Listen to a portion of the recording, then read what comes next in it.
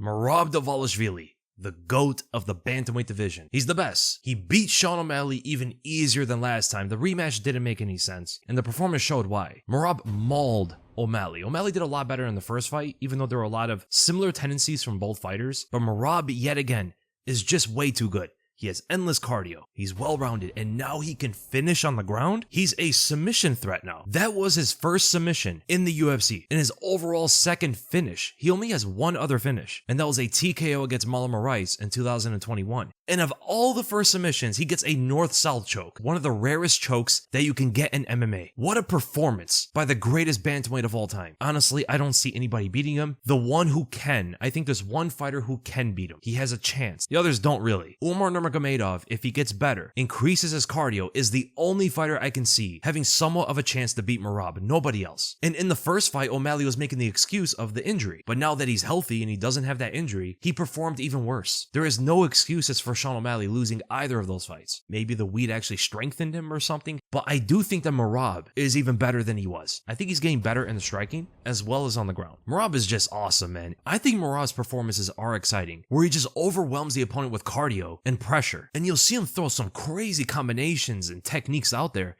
that you don't see from other fighters. Because he has that level of gas tank, he could just go bonkers out there, throw some crazy stuff, and it works. Like this moment in the second round. Merab shoots like 4 takedowns within like 20 seconds. He shoots a double leg. O'Malley's able to defend it. He brings up both of the arms of Merab, so now they're in the clinch. He was looking to get a trip, but he doesn't actually go for it. Disengages to throw a punch, then reshoots a single leg to get O'Malley's back, controlling him in the clinch. O'Malley defends, then Merab shoots another single leg, raises the leg up and tries to trip O'Malley by pulling him over his own leg, but the leg slips out, and then he ends the combination by throwing a spinning back fist, only to get countered by O'Malley's right hand. Like, you don't see a lot of fighters frantically shoot takedowns like that. It could be so exhausting to defend that many takedowns in that short amount of time. And then one of the coolest combinations ever, Merab throws double head kicks into a spinning back fist, clinches, starts striking, and throws a knee kick. Like a knee and then turns into a kick. And that spinning back fist rolled with O'Malley's right straight. So he defends that shot. Then Merab smiles after the round, after throwing that crazy combo. And he's standing in the corner when O'Malley's sitting. This is after the second round. Actually, it is very good to stand up when there's a short break because it's much better for lactic acid. When you sit down, the lactic acid can build up in your legs a lot more compared to when you're standing. But it is very tiring, right? So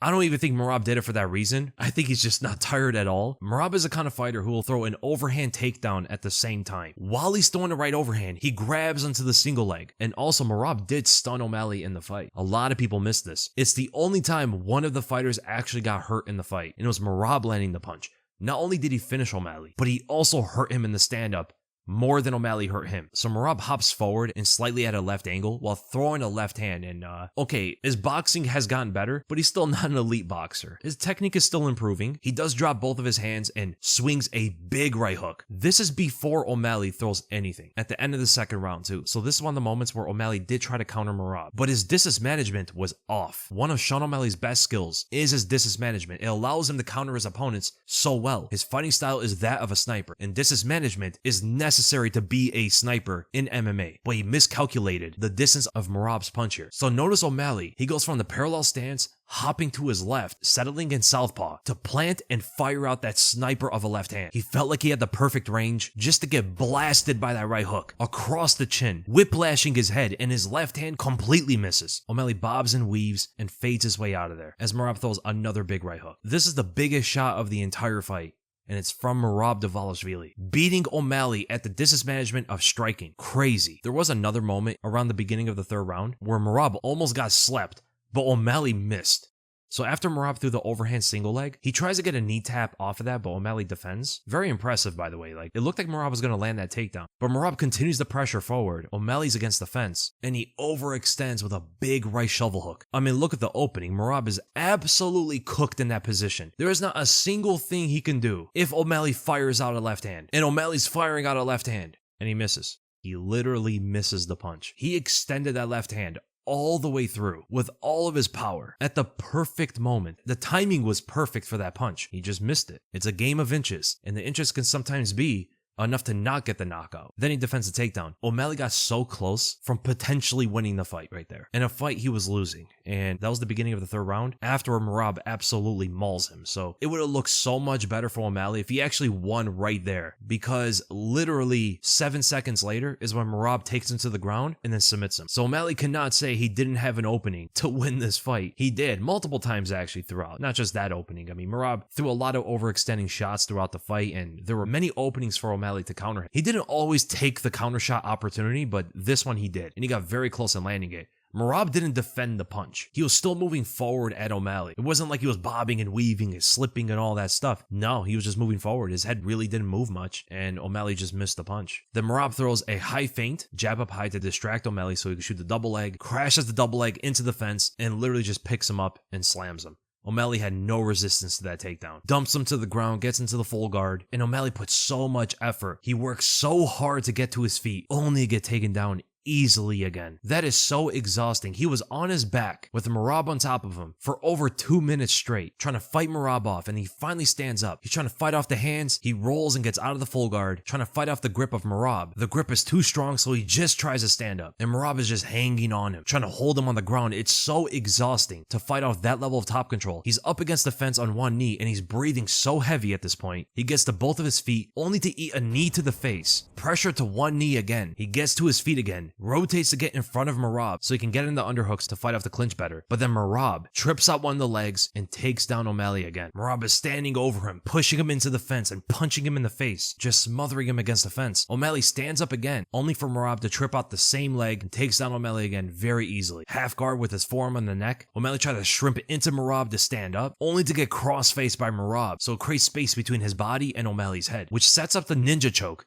that transitions into the north-south choke. And the thing is, everybody thought Merab is not a submission threat, so O'Malley did this twice in the fight, where he gave his neck to Merab, not thinking that Merab is going to submit him. He's never submitted anybody in the UFC. Like here, 10 seconds left of the first round, Merab is on top, and O'Malley shrimps up into Merab again, and puts his head under Merab's right arm, not thinking that he's going to go for a submission. And the thing is, he actually does, but he does it later. He doesn't do it immediately like he did in the third round. O'Malley's literally giving him his neck. He's not defending that whatsoever. He did not think that Merab would go for a submission. He has the grip around the neck, but they're standing, and it's at the end of the round.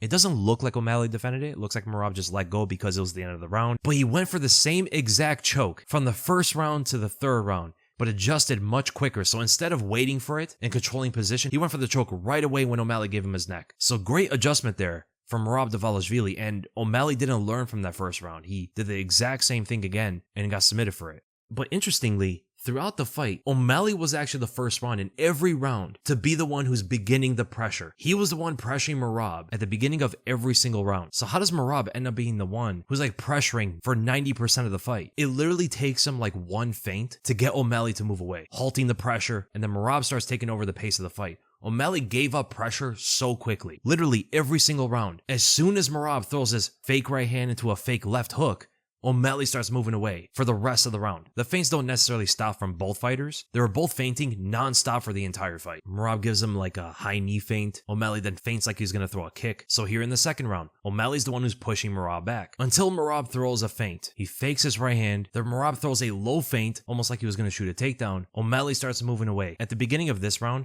O'Malley had more resistance against the pressure of Merab, but after like 40 seconds, he completely succumbs to the pressure and starts moving away for most of the round. And Merab again throws that signature and seemingly like best feint in the entire game, high knee feint. Sean Strickland made that very popular. And then here, at the beginning of the third round, O'Malley is pressuring Merab until Merab fakes the jab and throws the overhand single leg takedown combo. The high knee feint is so useful for Merab because he knows that O'Malley's not going to shoot a takedown, and it usually got O'Malley to move away, therefore easier to pressure. And O'Malley has such a good jab in this fight. He just didn't use it as much as throwing big punches out there. He was trying to time the perfect shot, and it wasn't as effective. He kept going to these like shifting power punches, even double shifting power punches, literally starting from orthodox, switches the southpaw feints, then switches back to orthodox to throw the big right hand from the low feint. And Merab defended those punches very often. But it's still confusing because O'Malley's game plan was to land the perfect shot, time Merab and knock him out with a big left hand or right hand from either stance. But whenever he fired out those power punches, it wasn't usually to counter Merab. He was throwing those out there when Merab was standing in front of him. Not as much when Merab was throwing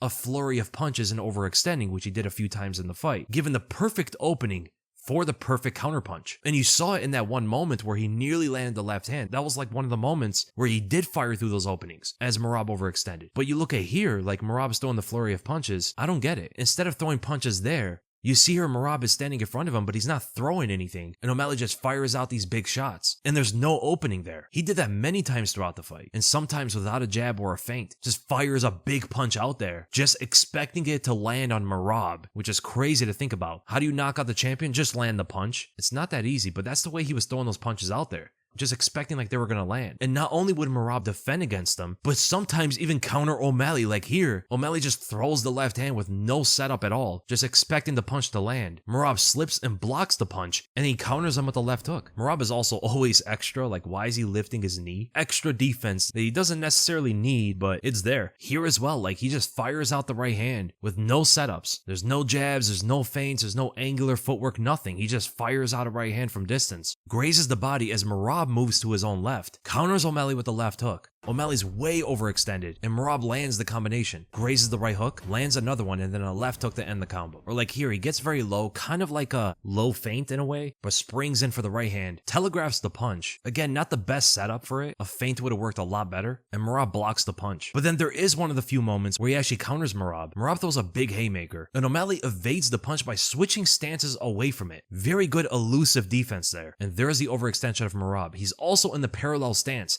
a very defenseless stance for someone who doesn't have elite footwork. And O'Malley fires out the right hand, landing it this time. Way better than just expecting Merab to walk into them. Merab also counters him with the left hook, and he also continues the pressure after. Or here where Merab throws a big left haymaker, misses the punch as O'Malley moves away from it, then re-engages on the overextension, switching stances into southpaw, taking the outside foot advantage to line up the left straight. Very high level stuff from Sean O'Malley. But again, he just didn't counter like this that often. But the thing is, when O'Malley was missing his power punches when he was throwing first, there was a moment where Merab actually landed one of his best shots, and he did that. No jab, no feint, he just threw the right hand and landed it. O'Malley actually made it worse for himself because he switched into the parallel stance when he saw the punch, making it even harder to defend, and Merab lands the shot. I think it's because O'Malley didn't expect Merab to throw a punch like that, but who knows, Merab just might be the better striker of the two, because there were a lot of moments throughout the fight where Merab had better distance management. He was landing the kind of punches that O'Malley wasn't able to land as much. He was landing some good punches even from range, although missing a lot of punches from range too. I mean, this jab and straight missed by a mile. He's still not like the best striker in the world, although he is getting better, but he does have his own techniques that just work for him. It's like a very similar thing as Dricus. Him and Merab use these kind of techniques that work for them and maybe not for others. And then you think like, how does any coach even train these guys? Like, are they able to teach them the techniques that they are using and that work for them when it works for almost no one else? Like here, O'Malley was going to throw a right straight to the body, but he's faking the punch. He probably thought that Merab was going to move away, but instead Merab plants himself by lifting his lead knee up. He's balancing on one foot and at the same time throws and lands the left hook, countering O'Malley's feint. Why did he throw the knee like that? I think it was just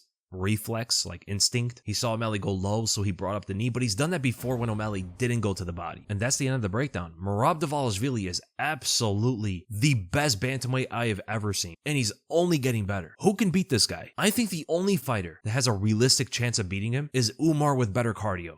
It's the only guy I can see beating him. Nobody else. I don't see Jan beating him, O'Malley, Sandhagen, Mario Batista, Song Yadong, any of these guys. I think that Jan would have put up a better fight than O'Malley did. In fact, I think all the other top contenders would have put a better performance than O'Malley did. Merab actually had a fight after O'Malley. He fought Umar, who was on paper the hardest matchup for him, and he beat him. He's only going to get better after that. O'Malley had no other fight. He had no other opportunity to get better after losing to Merab. Merab won the fight, and he had the opportunity to get better by fighting Umar, who is a harder fight than O'Malley, and still is a harder fight than O'Malley. But that is the breakdown of Merab Dvalishvili versus Sean O'Malley, and I think Merab should fight either Corey Sandhagen, or if Jan beats Marcus McGee, then fight Jan. But right now, I'd probably say Corey Sandhagen if Merab wants to fight soon. Let's do Merab versus Corey. That should be an interesting fight. And as for Sean O'Malley, they could do him versus Song Yadong or against Umar, one of those. So I hope you guys enjoyed the breakdown. If you guys did, make sure to give the video a like, make sure to subscribe, and I'll see you guys in the next video.